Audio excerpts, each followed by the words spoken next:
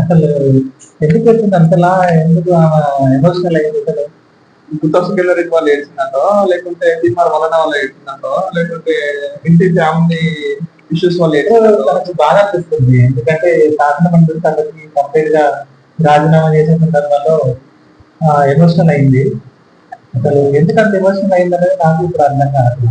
అసలు ఈ ఎమోషనల్ కు వెనకాల కారణాలు మనం చూసుకుంటే కేసీఆర్ ఫ్యామిలీ అనుకోవచ్చా, కేటీఆర్ అనుకోవచ్చా, లేకపోతే హరీష్ రావు అనుకోవచ్చా? మరి అసలు అన్నిటికంటే కూడా ఆమె తొందరపడి అనుకోవచ్చు. ఎందుకంటే ఇంత తొందరపడి నిర్ణయం తీసుకోవడం అనేది చాలా తప్పు. నువ్వు అన్నది కూడా వాస్తవమే. తొందరపాటు నిర్ణయాలు కూడా చాలా దారుణంగా ఏదన్నా అనుకుంటారు, చేస్తారు. సో ఇంట్లో మాట్లాడగల విషయం బయటకు వచ్చి బయట అందరితో మాట్లాడడం అనేది చాలా తప్పు. సో నేను అదే తప్ప అమ్మాయి చేసిందని అనుకుంటున్నాను.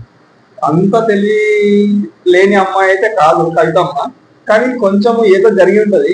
ఇంటి పోరా మరి, లేకుంటే ఈమెకి ఎక్కడన్నా తక్కువ చేశారనుకుంటున్నారా మరి, లేకుంటే ఇంకా ఈమెకు కవితలు తక్కువ చేసిందని ఏం లేదు. ఇంటి కొడుకుంటే ఎమ్మెల్సీ ఇచ్చారు.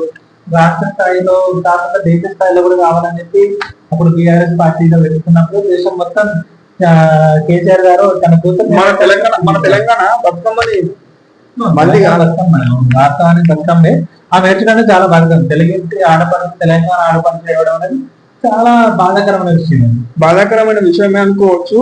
కానీ ఈమె చేసిన మంచి పనులు కూడా కొన్ని ఉన్నాయి. అసలు బతుకమ్మ మనకు తెలీదు.